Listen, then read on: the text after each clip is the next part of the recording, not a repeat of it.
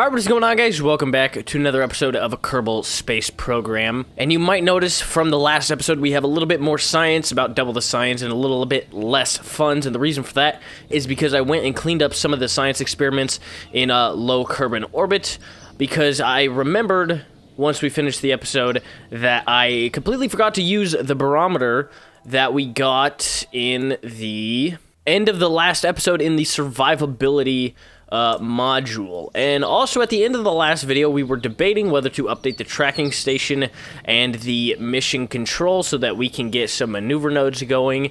We are going to do that right now. So let's upgrade the tracking station for 150,000 funds and the mission control for 75,000 funds. And this upgrading the mission control allows us to have 7 active contracts. And we're not going to really mess with any of these just yet. We will orbit Kerbin in this video. That is the main goal for this video. I think it's the only goal for this video. But we're going to go ahead and do that right after we check the research and development building to see if there's anything we can grab real quick to help us on our way. So we want this Terrier liquid fuel engine because it has the current highest ISP for a liquid fuel engine across the first 3 that you get. So this one has, in a vacuum, I should say. So 310 for that one, 310 seconds of specific impulse. This one has, the Terrier liquid fuel has 340 seconds of specific impulse. And the T45 swivel only has 320 in a vacuum. So the best one is this one at surface level. But the problem with the T30 Reliant liquid fuel engine is that it doesn't have a gimbal at all. So we won't be able to pilot the ship very easily if we do decide to use this, so we're not going to use it. But we are going to research it just to get that tank, and we will use it eventually. But we want to unlock that module so we can get the liquid Terrier fuel engine, or the Terrier liquid fuel engine from this module. So we're going to go ahead and research that, and we got about 1 more research we can do, and I'm going to go ahead with the basic science for 45 science. This will give us the Probodobodine, Staputnik, a battery pack, Science Junior, which will get us a lot of science points, a experiment storage unit, which we can put a bunch of our experiments into, and it has a impact tolerance of 15 meters per second, so it has a higher tolerance for impact than a lot of other of the parts. So like this one has 12. I believe the Science Center only has 6. And then we also get the high gain relay antenna, which will become, these two will become, well, I guess these 3 will become important later on for stuff like probes and satellites. So we're going to go ahead and research that, and then we will back out of this. And we are going to go ahead and start on building our first rocket that is going to go into orbit. So we're going to call this spacecraft Orbiter 1 because it's just fitting. And then we're going to go ahead and grab out an MK1 command pod. We're going to put a parachute on top of that. We're going to add a couple of these drogue chutes, which you can use to slow down earlier in the atmosphere. They're like, I guess, more resistant to what is the difference in these? They have like a different pressure. Anyway, I don't know all the science about this. Basically, they can deploy higher up. They can have full deployment higher up into the atmosphere, so 2.5 kilometers instead of 1 kilometer. And basically, they just allow you to slow down before you use your regular parachutes. And then we are going to add, I don't know if these will fit on here. They will. So we're going to add a set of these MK2R radial mount parachutes. So these are very similar to the MK16, as they're just basic like landing parachutes. And then we are going to add, since we just unlocked the Science Junior, we're going to go ahead and add it. Notice we didn't put a heat shield or a decoupler there because we do want to keep this part, which is also why we are going to put these extra parachutes on here so that we make sure it stays on there and doesn't explode on impact. So we're gonna add 2. We're gonna add 2 mystery goos. Maybe get some fill up those science for the space and some of the atmosphere stuff, because you don't get the full amount of science when you use the mystery goos straight away. And are these Okay, I want the drogue chutes to fire before these 3 up here.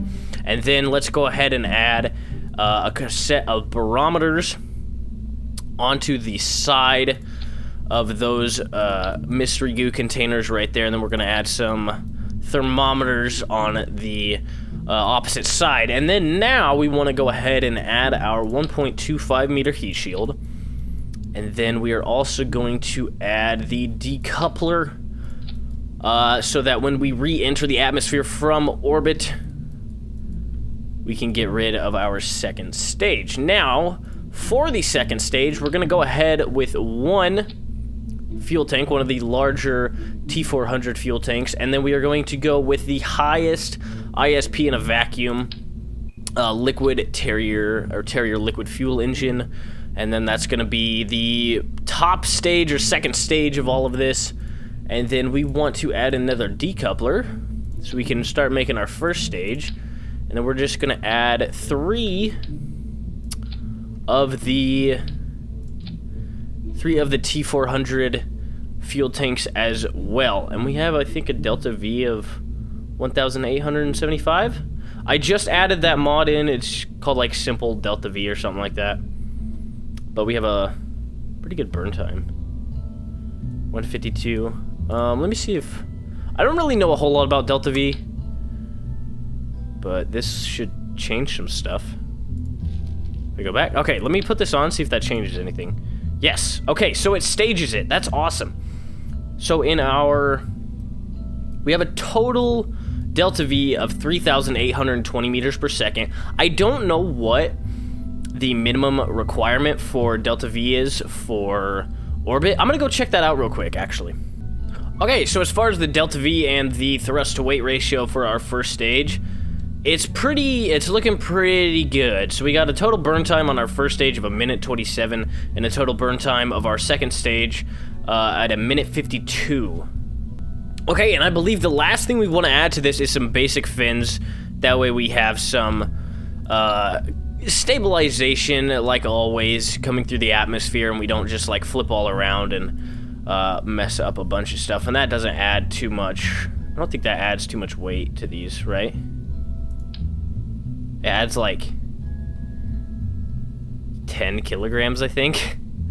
So not much at all. Okay, it's 40 kilograms, so 10 kilograms each. And then I think that's all we need to add to this. We don't need to add any like batteries or anything like that.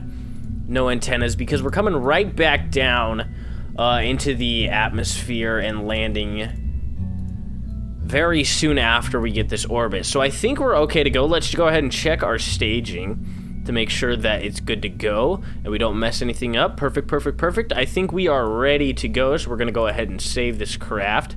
I want to override it, yes, and then launch.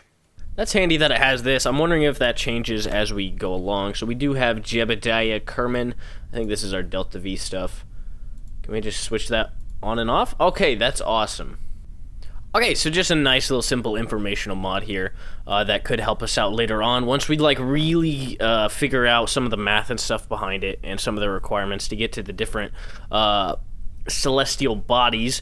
But I think right now we don't really need to worry too much about it. I know we have the thrust to weight ratio down pretty well, and the delta V requirements as well. I don't know why it's down like that.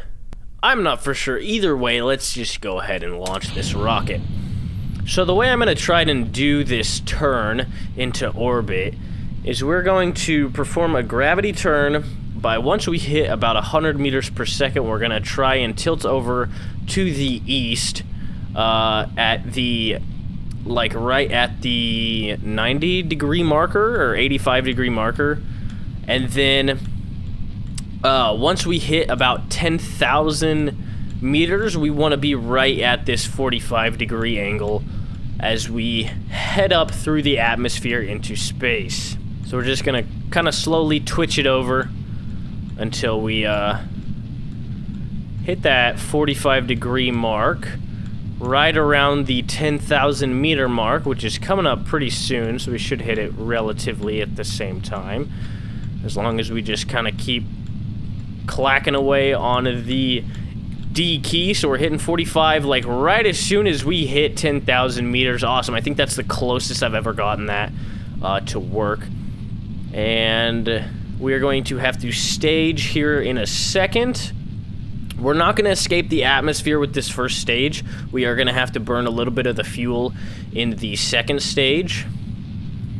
So we're going to run out of fuel here in a second, and then we're going to break off, and then we're going to go ahead and start up the second stage. We're also going to open the map at this point and make sure our apoapsis gets above 70 kilometers or 70,000 meters. We are using quite a bit of fuel here, so I am a little bit concerned. We're at right at 70,000. Let's get to 75, and then we'll cut it off. There we go. And then we're going to set a maneuver node at the apoapsis.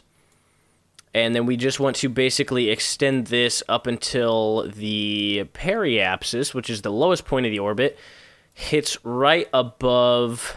Wait. Nope. I want to pin that number so I can bring that right above, and we'll just do 75. As soon as they start to rotate, that means they're pretty much matching. Okay, so we need to make a velocity change of 1,175.2 meters per second, which will take a total burn time of 1 minute and 5 seconds. And since this bar is all green, we should be able to do that with plenty of fuel left. So we're going to move over to this blue marker, which indicates our maneuver node target.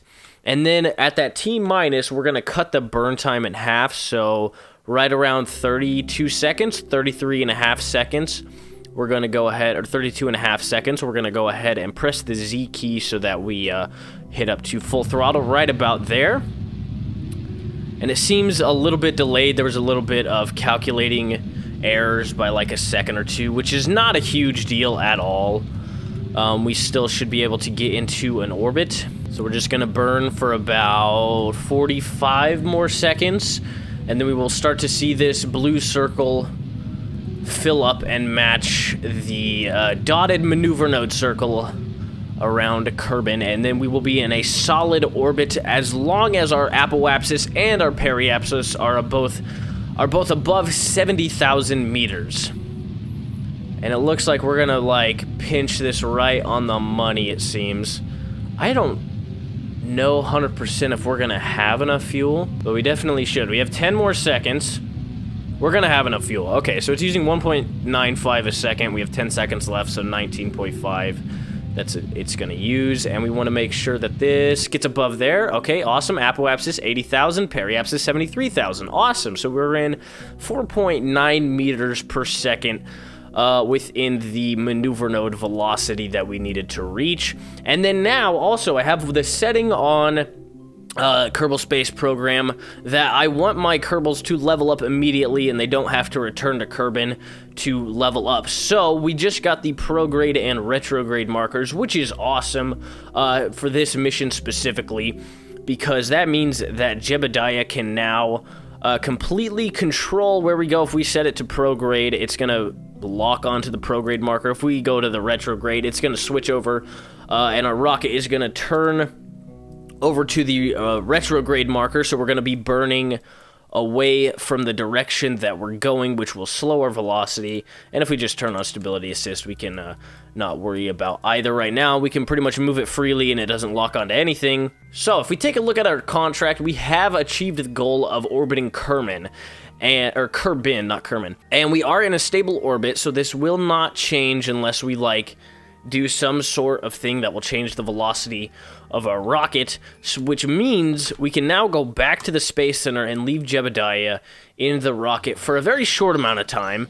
But the reason I'm doing this is because I want to go into the mission control, and I want to hit this, the Kerbin World First Record Keeping Society. I want to get, because these are kind of our main objectives, I want to get this contract right here, which if you just go and land back on Kerbin, you don't get to see this contract at all, I believe.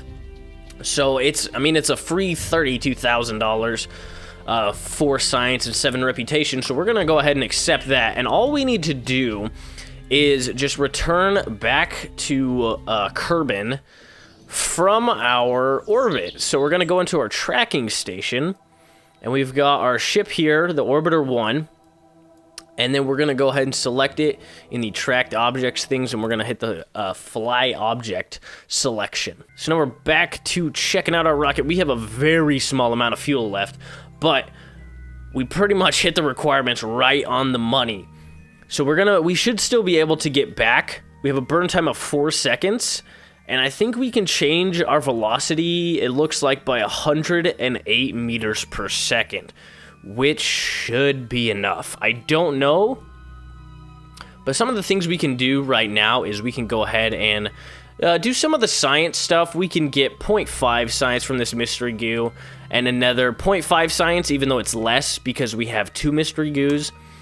So that should fill up the low Kerbin orbit mystery goo biome science research. And then we also want to take our science junior and observe the materials bay here and get a whopping 25 science. And just like the mystery goo, it's leaving some space here, so we will have to do this multiple times to get the full amount of science from the science junior in low Kerbin orbit.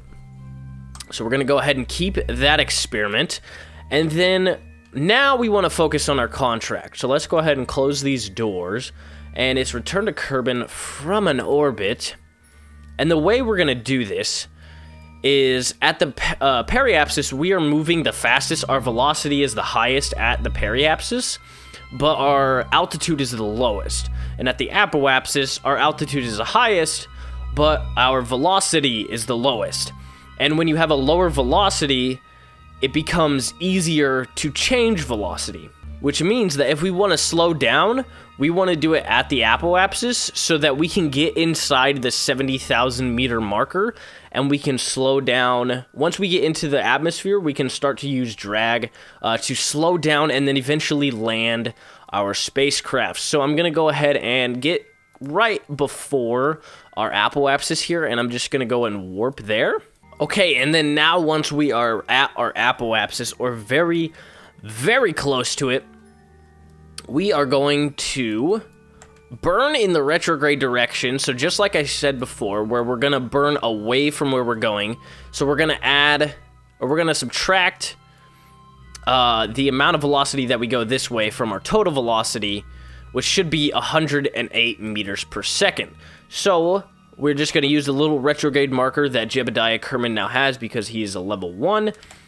That he got 1 XP from here, and we're still close enough to the apoapsis that it's not going to matter too much, but we just want to pin the periapsis, and then we're going to, which is really, really low, so we should be able to get this no problem, and then we are going to go ahead and hit the Z key and full throttle for 4 seconds, or seemed like a little bit more than 4 seconds, because we no longer have a periapsis. We are going to land no matter what. We are going to get inside the atmosphere, and then now that we are all used up with this engine and this fuel right here, we're going to go ahead and decouple, which will add a few more meters per second of velocity in our retrograde direction. And then now we have this heat shield facing in the direction that we are currently going. And since it's such a flat face, this is going to really accumulate some drag and help us slow down a lot more and keep our ship from exploding from heat. And then as soon as we slow down enough, we should be able to use these drogue chutes, which is why they're in their own set of stages. And then once we slow down from the drogue chutes enough, then we will hit the rest of our 3 parachutes and we should be able to land just fine. So I'm going to speed this up just a little bit until we get inside the atmosphere. It may take just a second. There we go, 70,000 meters. And then see, these are no longer safe to deploy. And then you will see we're going to start speeding up as we fall more vertically. But as we hit wind resistance or air resistance, we're going to start to get a lot of heat from friction, and also we're going to be able to produce drag as the atmosphere gets thicker. So the thicker the atmosphere, the more drag we produce, I believe. So we're going to physical time warp this up, which will allow Jebediah to stay on that retrograde marker, and we won't have to worry about too much. And we're just going to... Once we hit about, I'm going to say about 50,000 meters, we should start to see a little bit thicker atmosphere, way more heat, and possibly the drop in velocity that we're needing. So it's starting to hit right now, so we've stalled, and now we're starting to drop off velocity as we accumulate drag. So it seems like the only heating right now seems to be coming from some of the science parts, which would kind of suck if those blew up, because we will lose some science. But it shouldn't be too bad. It shouldn't last too long. So we should be able to survive it with all of our science parts and all that good stuff. And we are getting away from the retrograde. Jeb is having a little bit of trouble staying on that retrograde marker, and we're slowing down and getting way less friction. And now we can deploy our drogue chutes to really slow down to, it seems, about 250 meters per second. And then now our other 3 parachutes are safe to deploy, so we're going to go ahead and deploy those. And then we're going to slow down even further as these parachutes accumulate more drag. And then they'll open up and fully deploy, and they will accumulate even more drag and slow us down even more. And there we go. With all the parachutes fully deployed, we have come to almost a standstill in midair at 4.2 meters per second. So this may take us like about 20 seconds to get down to sea level, but it's going to take us less than 20 seconds because we're not going to quite hit sea level. Alright, here we go. Hopefully this slope doesn't mess us up at all. Okay, we just tipped over just a little bit. That should be fine. We're going to go ahead and stop that time warp. And I don't know if I can... Okay, we turned our ship over so we can see this little hatch right here. We're going to EVA with Jeb real quick. Hopefully do not turn over too much, please. We're going to do an EVA report from Kerbin Shores. I thought that we would hit the desert and get a different biome than Kerbin Shores, but we're going to go and keep that experiment regardless. We're going to go ahead and board back in. And then another thing we can do is we can hit this barometer. Toggle pressure data, we can keep that experiment, and then the too hot thermometer, log the temperature, and keep that experiment as well. And we have successfully returned to Kerbin from an orbit, so we can go ahead and recover our vessel and little Kerbal. Okay, so that was a very successful mission. We got a total of 44.1 science earned and a grand total of 79 science. We got all our part stuff here, and then our crew, Jebediah Kerman, 1 XP gained, and then we advanced to level 1, which again allows the pilots to use the retrograde and prograde markers. We already have a reputation of 107, so that's 10% of total reputation, I believe. So we'll click done on that. We got some ribbons here. Awarded for researching 150 or more science points, 5 or more contracts, flying horizontally at Mach 3, first Kerbal orbiting around Kerbin. I get the K's all mixed up. Kerbin, Kerbin, all that stuff. Awarded for completing any exceptional contract. Okay, so we can close out of that. Let's check out mission control. And we have a new main objective, and it is to explore the moon, which will give us 64,000 funds for science and a total of 7 reputation. So we are going to accept this because it never expires, and we have 6 more contract slots we can fill. So we're not really losing anything by accepting that, and then we can get some of these survey stuff out of the way, because I won't do them. Let's be honest here. I may do some of these. We could do the launch site ones, stuff like that. Just give us some, give us a little bit of dough before we move on to some of the more complicated ships and stuff like that. So we're going to go ahead and leave the facility now. We have 79.9 science. Let's see what we can do with that real quick in the research and development department. So I think the most enticing one to me is the general construction, which gives us the MK1 crew cabin, which allows us to carry more Kerbals up to space than just in the command pod. So we got, I think there's 2 seats in here. Yep, crew capacity 2.